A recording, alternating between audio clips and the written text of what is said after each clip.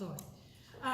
Emily Tomlinson, co-owner of Me's Burgers and Brews in Danville, Virginia. We are located downtown by the fountain. And my family and I, my mother and I are co-owners, Catholic Crop, and then our husbands call themselves the Silent Partners. But in winter of 2015, the previous owners of the restaurant decided that they wanted to retire, but they didn't want to close the restaurant that was then known as Jake's on Main. They just they felt like they had really built something, and they wanted to be able to keep it going in the community in some way, shape, or form. My husband had, when he moved to town, had rented their carriage house, and so one night when he was at the restaurant, they were just talking about it, and retiring and not wanting to close, and what to do. And so he came home and he was like, "What do you feel about buying a restaurant?" And I was like, "Have you suffered a blow to the head?"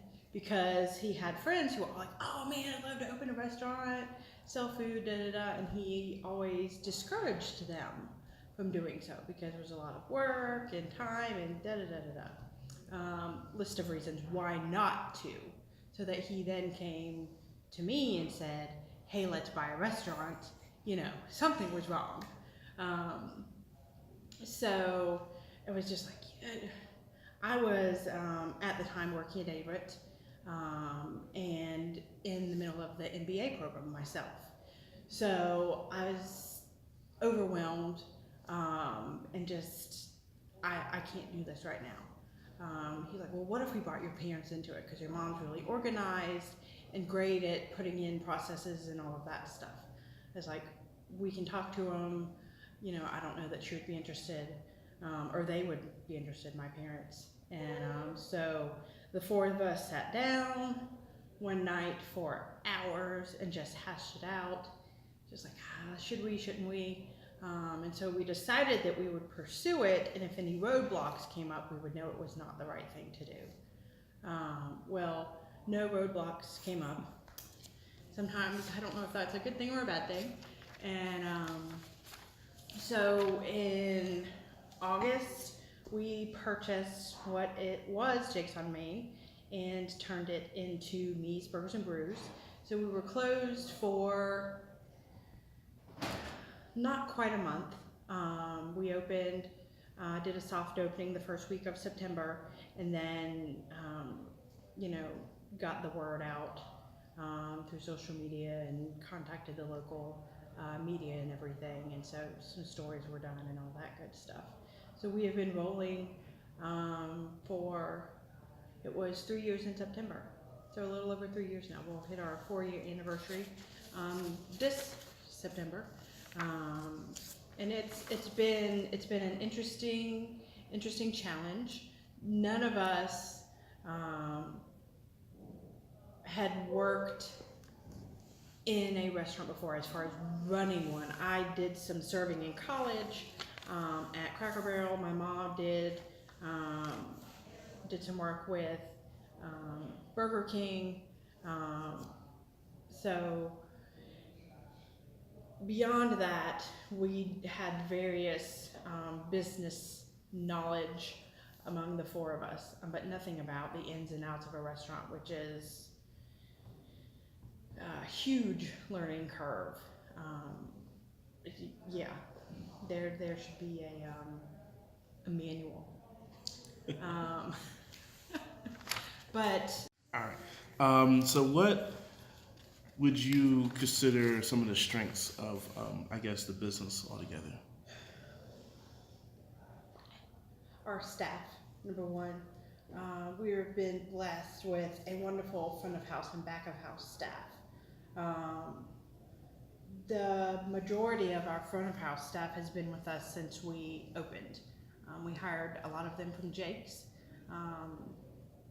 And we've had to, add a few people as people graduated from college and moved on or whatever.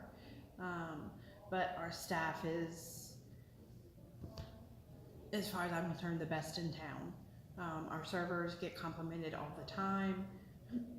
excuse me, our kitchen, just that they are able to consistently put out food that, from what we're hearing in the community, gets better, has gotten better over time instead of falling off. You know, we are a cook to order restaurant. There are not a lot of us, unless you're cooking a steak, that do that anymore. A lot of burger places either do pink or brown, and we do the whole range: medium rare, medium well, and well. So that sets us apart from other places in town that serve burgers. So I think our quality of food, our consistency of food, the fact that we're a mom and pop shop, people are looking for that personal touch nowadays, and so one of us or three of us or sometimes four of us are always there. There's rarely a night that you will go and we are all gone. So people enjoy knowing that they met the owner, that they met me. They're like, so where does the name me come from? And I was like, well, it's me. And they're like, what? So then I tell them the story and they think that's awesome. So I think our location is also a strength. We're right off the Riverwalk Trail. We're by the fountain. There are a lot of events that take place in that general area. So we are, I guess, in the public eye a lot. River City TV, when Mark Aaron does live shots, a lot of them are down by the fountain. And I've noticed that you'll see our awning in the background. So I don't think he does that on purpose, but it's just because of where we're located that happens. So people like our decor. They like that, our burgers are named after authors, and that there's a focus on reading and learning. So when people ask us, well, what have you been reading lately? It's usually a trick question because we can talk for half an hour. Because it's never one book; it's usually 5 between my mom and I. So that sets us apart too. We've had the local high schools send students to the restaurant for a project for class, to pick an author off the wall, read the book, and then do a report. So it's been fun to be a part of the community in that way. That's awesome. Perfect. Okay. Because I'm gonna jump around from different questions to questions. So what strategies does a business use? Does Mies use? I don't know that we have a lot of rhyme or reason to what we do. We don't like things to stay the same. So we change our menu quarterly. And there are not a lot of restaurants in Danville that do that. I actually don't know of any. It puts a lot of stress on our kitchen to have to come up with new burgers and sandwiches and stuff. We're fortunate in that we're getting to the point where we've created a good backbone of burgers that we don't have to change a lot of them every quarter. So this quarter that that will run January through March, we added 2 new burgers. And then last quarter, I think we just added 2. Instead of having to come up with 12 new burgers every quarter, we're able to change out the ones that were not best sellers the previous year's quarter, if that makes sense. And so we're just able to tweak them a little bit here and there. So we're keeping it new and fresh. One of the things that's important to us is having fresh product, fresh ingredients. We pick up our buns twice a week from the bakery in South Boston, Windmill Farms. We get our lamb locally, our bison locally, All of our desserts are made in-house, our sauces are made in-house, our dressings are made in-house. So we say we don't buy product, we buy ingredients to make the product. There's a few things that we don't make in-house, and that's just because it's cost prohibitive. And like we tried to do hand-cut sweet fries. It does not work. Not that we were able to figure out anyway. So our sweet fries are a product we get from our food vendor, but yeah. Okay. Does that help? Yeah, that's perfect. What problems does a business? Well, actually, let me. What problems does a business encounter? Oh, I think one of the challenges that we face is that we're in a building that is more than 120 years old, and we lease it. So when things go wrong with building, they are not always fixed as quickly as we would like them or need them to be. So that's a challenge. Right after we opened, let's see, we opened in September of 15. In late May of 16, the kitchen staff walked out of the door. We're gone for maybe an hour, and the line to our ice machine broke.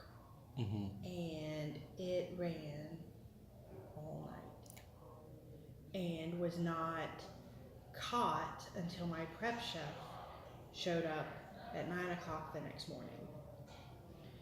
The kitchen was flooded, and we had to close for a month right after we had just opened. So our staff was without a job for a month. We were without income for a month. It was not just a horrible scenario to be in. But we reopened after the 4th of July of 2016, and all of our staff stayed with us, which was a blessing, and we have been going strong ever since. Thankfully. I feel like I need to knock on wood when you say something like that. Definitely. Just because there is always something. We've had equipment issues. Hurricane Michael. The restaurant was without power, and we probably not safely went down and rescued all of the meat in the freezers. If we hadn't, we would not have been able to open the limited amount that we did right after the storm. But we still lost several $1,000s worth of food, but we did not lose the meat. The meat's expensive. The frozen meat, yeah. I mean, we had just gotten in orders of bison and lamb in addition to the meat, because the storm hit. Our delivery truck comes Tuesday, and then the storm hit Wednesday, so we were closed. We were closed 48 hours, and we were able to open Friday and Saturday with a limited menu, just because we couldn't get another shipment in from our vendor until the following week. So, yeah, there's always something, and that's I don't say that lightly, because it really is.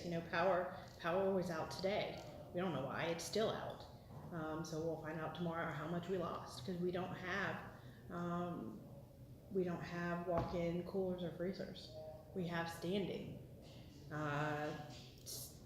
standing freezers, chest freezers, and refrigerators.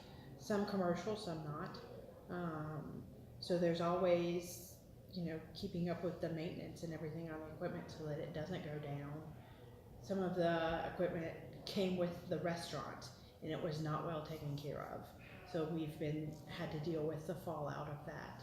So that has been a challenge, keeping up with the equipment. And we've even had pieces that we bought that we've had issues with that are, less than 2 years old. So you just never know what is going to happen on any given day. Mm. That's the truth. That's the truth. Okay. All right. So weaknesses of me's business. I would have to say sometimes our knowledge or lack thereof when it comes to running a restaurant. My mom had knowledge running various businesses. My husband ran a business. My dad had his own business. He just retired at the end of last year. So combined, the business knowledge was there. But a restaurant is an entirely different beast. There's health code, and there's ABC, and there's we were looking at doing. We've started doing retail products, and initially we thought we were going to have to go through the FDA, which would then have required a second inspection. And I mean, there's just a lot to it and a lot to keep up with behind the scenes. Staffing and, do they mesh? Do they clash? What do you do if they don't mesh? Sometimes they take care of it themselves and they leave, and so we don't have to worry about it. But then you have to find the right person who will fit in with your existing staff. We are very small. We hold 72 people. When we have the patio open, it's about 90. But we are limited as to space, and that's sometimes hard for people to gather when they want to bring in 30 people. We can't hold 30 people. Thank you for thinking of us, but it's not possible. We don't have the storage space, just dry storage, freezer storage, refrigerated storage, to open full time for lunch. We would like to, the community would like us to, but it's just, right now, we just don't see how to make that work with what we have. So I would, people see that. We just had someone commented over the weekend on social media, well, why don't you open for lunch all day? 11 o'clock. That would be nice. We're not doing it to be mean. So, it just, people's perceptions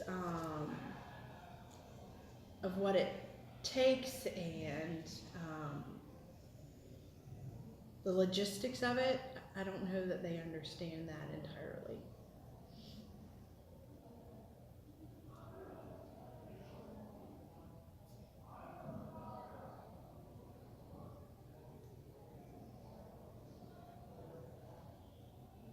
Like any type of change to your system to, I guess, meet the needs of the customers could probably alter your whole entire business altogether too.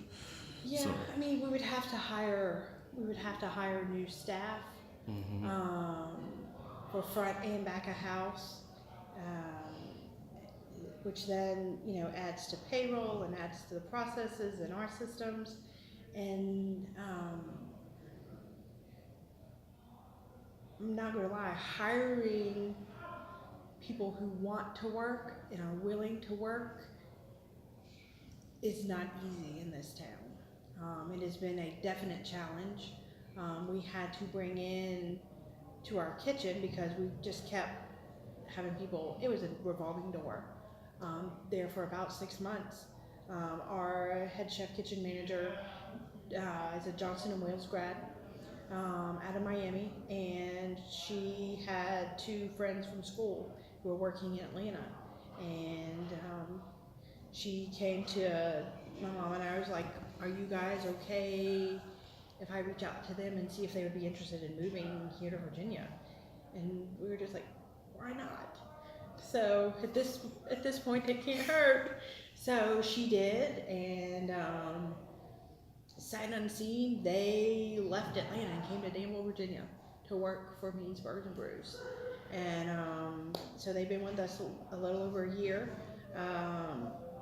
It's, you know, when they leave, I don't know what we'll do. I think we'll be back to the revolving door, because it's not easy. The restaurant is hard. Working in a restaurant is very hard work. And it has to be something that you enjoy doing and you want to do. You know, even though our burgers stay the same for 3 months, people still mix it up with what toppings they do or what they build when they do their own. We judge. I'm not gonna lie. We've had some crazy things come in, and it's just, you know, four sauces on a burger. Our buns are fantastic. They hold up really well, but that's a lot of sauces on one burger. So it will be staffing. Staffing is a challenge. Staffing is, you know, while we are currently blessed, we know that the day is coming when we'll have to look at hiring again. And so that can be, you know, sometimes that's a weakness, having that revolving door, because then you don't have the stability in your kitchen that you need to provide that consistent food. So, how do government regulations, taxes, and laws affect the business? That sign must be a lot. Well, there's, you know, there are ABC laws we have to follow. There are health regulation laws we have to follow. For ABC, one of the important ones, not just in regards to record keeping, and we card everyone who comes in the restaurant. Some people get mad, but it keeps our employees in the habit of carding people, so that should someone come in who tries to buy underage, we are prepared to card them regardless of whether they look old enough or not. So it's that second, you know, step for our servers.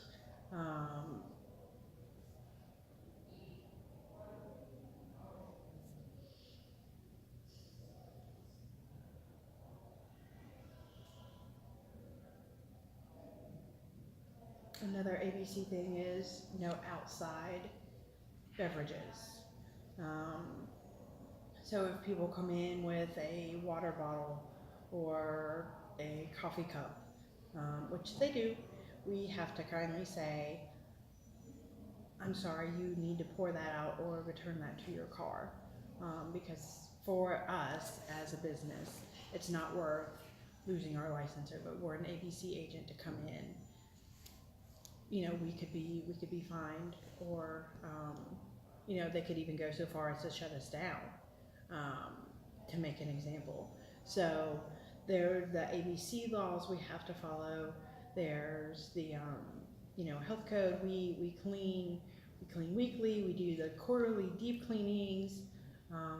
You know, the health inspector comes. He does surprise visits. We never know when he's coming. He comes every few months, usually about once a quarter, to do his checks. You know, there's no, in addition to the no outside beverages, really there's not supposed to be any outside food either. And we've had some people get downright nasty when we say, next time, please don't bring in food from another restaurant.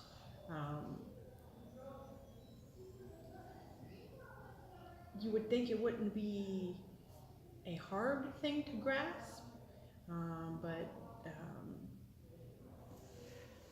people don't appreciate being told no.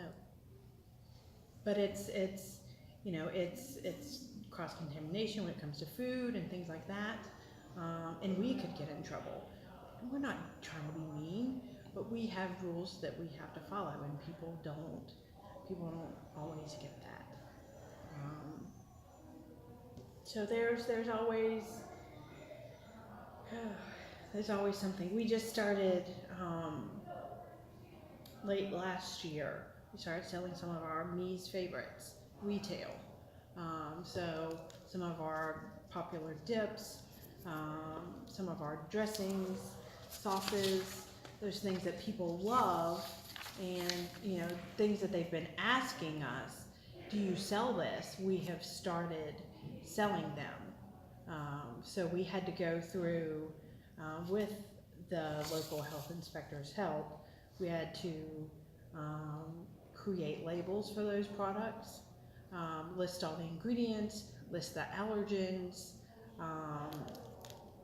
all of that, just to sell these products, for lack of a better word, over the counter. So that's something that we've started November, I think, either late November, early December. Well, that was another, more hoops to jump through to be able to do that safely for the customers.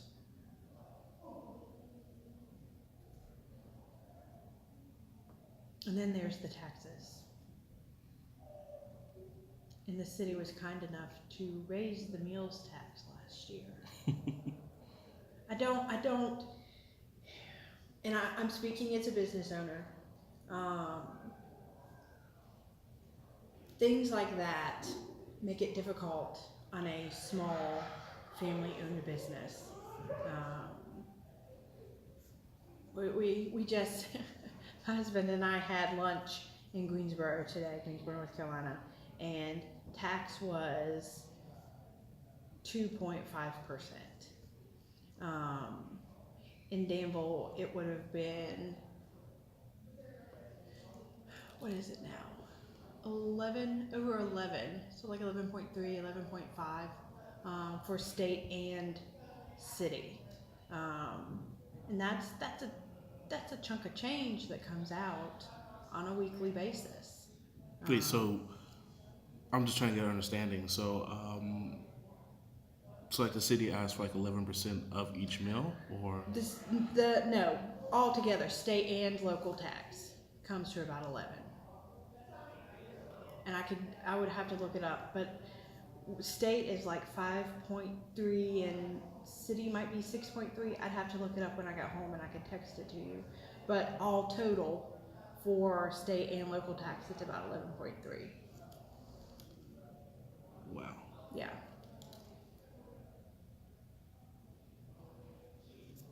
And that's tax on like the receipt every single time? Yeah, we are, Danville's meals tax is either, if not the highest in the state, at least in the top 3. And we're one of the smallest municipalities. So we're not a Richmond, we're not a Lynchburg. We're not a city that sees a lot of tourism to warrant such a high meals tax.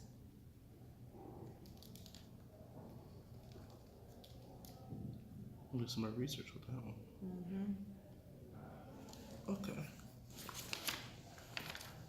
And then inspectors. We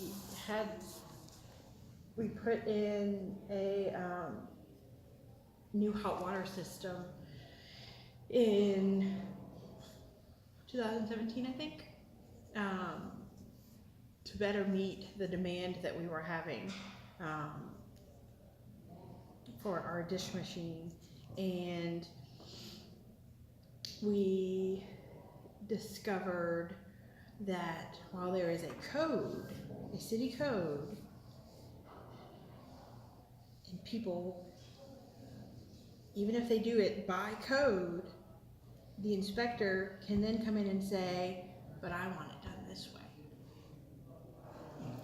And so we had to do it the way the inspector wanted, even though it was different from the code. So, what, if anything, limits growth for the business? And let's also talk about threats for Mies. Okay. Our size limits growth. As I said previously, we are a 72-seat restaurant. When you add the patio, it's a little over 90. So physically, we're not able to grow unless we move locations. We're limited by our storage, both for dry stock and freezer and cooler. So there's not a lot that we can do to grow to add a full-time lunch.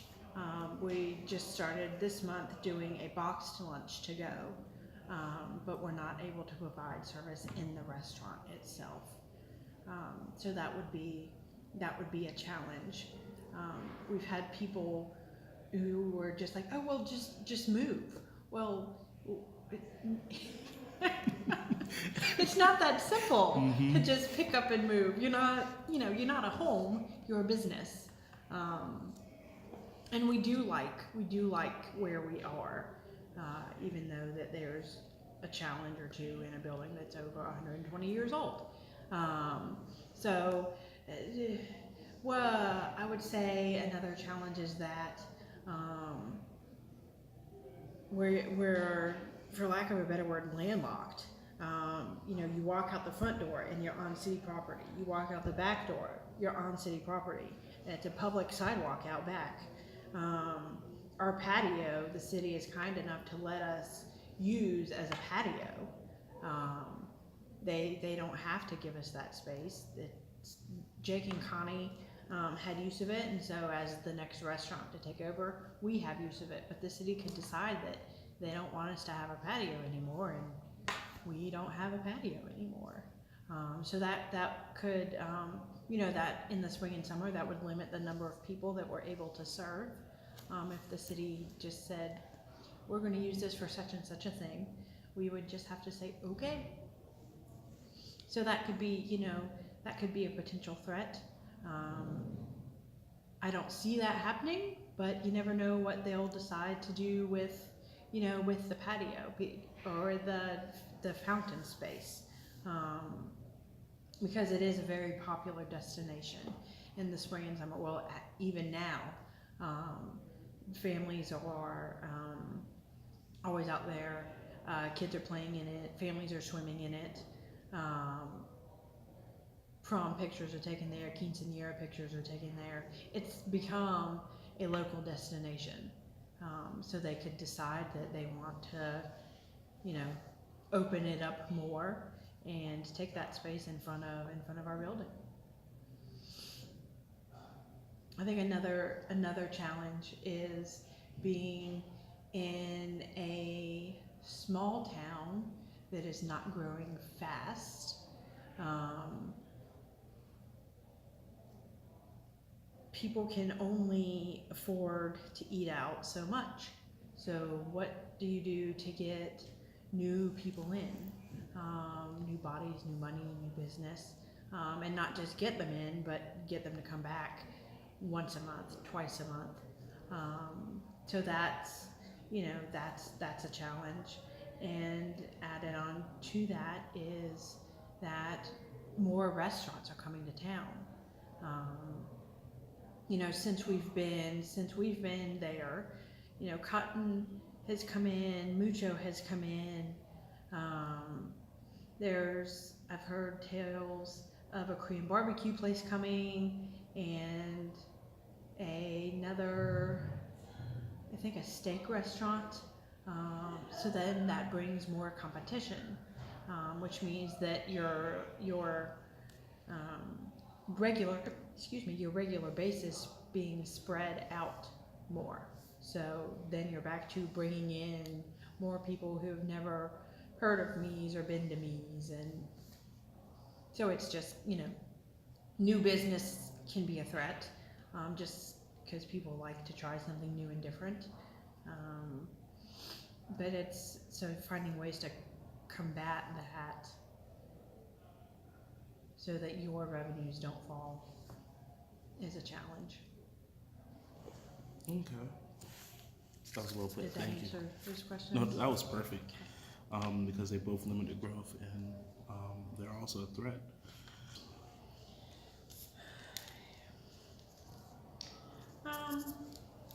There are probably processes and things that we could do to run more efficiently. One of the things that my mom, Kathy, and I face is that when it comes to our kitchen staff, we want to be able to provide them a living wage. We are not there yet, unfortunately, but we are working towards that end. So instead of, a lot of restaurants at this time of year in the winter are cutting back to bare bones when it comes to staffing. We have not done that because we know the impact that will have on our kitchen staff. And we are just not willing to put them in a position where they are not able to pay their bills. So things like that. When it comes to ordering food, we're still working out all the ins and outs of that. We're lucky now in that we have previous year's data to look at and follow back on, so we can say, this week, last year, we only had, 700 guests for the week. So we don't need to order 1,000 buns. We can get away with 650 or 700. Where in the beginning, we were just kind of, it was basically a crapshoot because you didn't know how to plan and prepare when it came to ordering the food. So we're still working some of that out. In 2017, we had 4, maybe 5 weeks of over 1,000 people and a 72-seat restaurant. We think that's pretty impressive. This past year, 2018, we did not see those numbers again. We think a lot of that had to do with the new restaurants that were in the area. People have moved away. More people taking vacations, things along that line. So it's still a challenge ordering food and having enough food in the restaurant to feed your guests, but not so much that at the end of the year you have a surplus and you have thousands of dollars sitting on your shelf. Mm-hmm. You don't want thousands of dollars sitting on your shelf at the end of the year. And it is a challenge too, because our menu changes quarterly, so ingredients change quarterly. So we have last quarter we had a burger that had a pomegranate molasses aioli, and unfortunately the way it comes in a case of 8. So we have 4 bottles left. Well, what do you do with those? Because that burger's not going to be around until October. So it's up to the kitchen to come up with specials and things that they can use those ingredients in. Okay. All right, I'm gonna pause this real quick. All right, let's talk about the opportunities of Mies. Okay. As I had said previously, one of our challenges is our physical space is limited. So we've been looking late last year, maybe in the summer, we started looking at what can we do to expand our reach. And so we started doing retail sales of some of what we're calling Mies favorites, like our pimento cheese dip and currently our potato soup, which is we went through in a week. We went through more than 20 quarts of our loaded potato soup. Yeah, that's a lot of soup. So some of those things are now being sold. And then this month we started the box lunch to go, which is a way to allow people to experience Mies just not in the restaurant itself. So we are, with the box lunch to go, people can order online. That's something that we started last fall, online ordering for our dinner service. People can order lunch online and then pick it up at their convenience from 11 to 2. So the first week was slow. It was just 3 days because it's Tuesday through Friday. So that first week it was Wednesday, Thursday, Friday, and then last week was better. We had some doctor's offices place orders, so that that was quite a learning experience, putting together 17 orders at once, and then 12 right after that. So that was fun. It was a good hour and a half of chaos, happy chaos, and so we're looking at how to not only better serve our guests, but also provide for our staff. So we're talking about opening earlier on Saturdays for lunch. Currently we open at 2, and we're discussing the spring opening at 11:30 on Saturdays.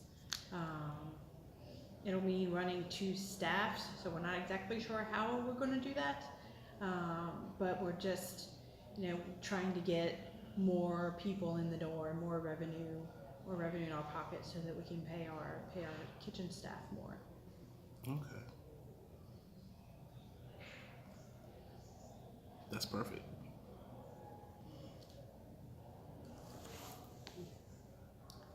Cool.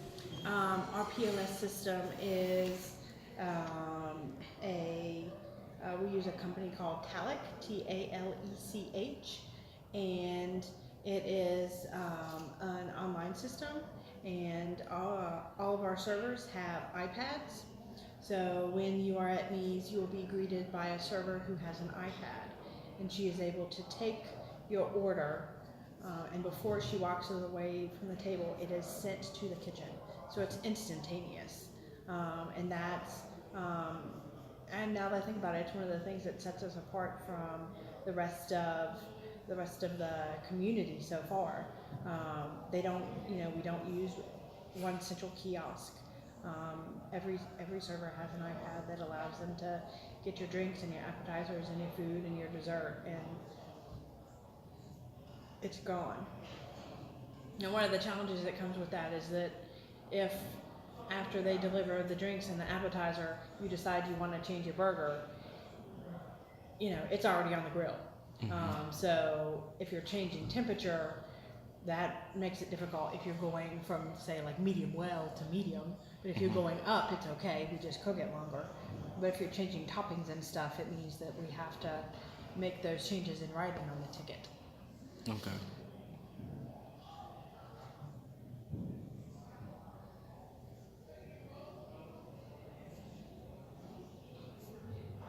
It's a good reporting. We're able to track the number of people who come in. We're able to track the appetizers that do well, the food that does well, the desserts, everything.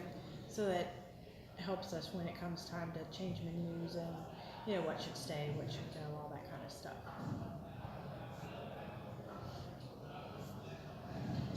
And it's the second system that we've used. The first one was not so good. What's the first one? In store. Was it similar setup and everything? I was just in and out in the beginning. It was, yes. We have always had the iPad. My mom is very tech savvy. She loves gadgets and all of that kind of thing. So we've always had the iPad, but the in-store just had too many issues and just was not very user-friendly for what we were trying to do. And Talech has some hiccups, but most of the time we don't want to throw it under a truck. Okay.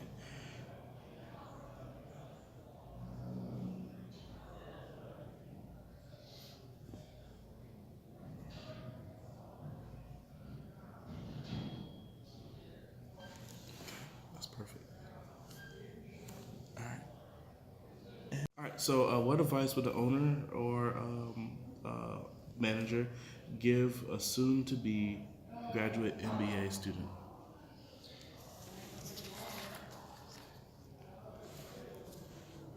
would say do what you love, whatever it is. I did not set out to own or run a restaurant. It just kind of landed in our laps, and despite its challenges, it's been fun. We've met a lot of great people. We've got great customers, great staff who are like family. Just if you decide you want to open your own business, do as much research as you can beforehand so that you know what you're getting yourself into. Because we were not prepared for some of the things. And I don't know that we would have been had we done more research. I think some of the stuff you just learn as you go and hope you don't screw up too badly. But be prepared for mistakes, and as long as it doesn't kill anybody, you're okay. It really, we've learned from our mistakes how to do it better, how to, what to tweak to fix it. It's a challenge working with people, not just our staff, but the customers, and how to provide that good customer service while still saying no. And learn how to say no nicely, with a smile, not just on your face, but in your eyes. Working with students is good prep for you. You have no idea. Have some smidge.